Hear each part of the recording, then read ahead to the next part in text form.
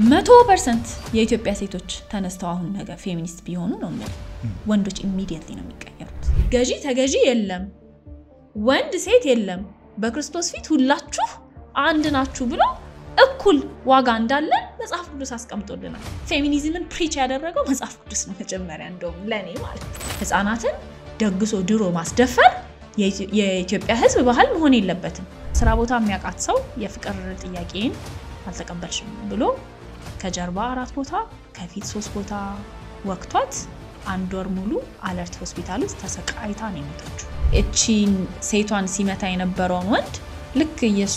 ልክ እንደሱ አይነት ጉልበት ያለው ወንድ አምጥተ እስኪ ከሱ ጋር ተደባደብ ብትለው ሽንቱን ላይ የሚለቅ ወንድ ነው ሴትን እየመታ ያለው አንደኛ ቆሮንቶስ ምዕራፍ 35 ላይ ለሴት በማህበር መካከል መናገር ነውር ነውና ምንም ሊማሩ ቢወዱ በቤታቸው ባሎቻቸውን ይጠይቁ ይላል እንዴት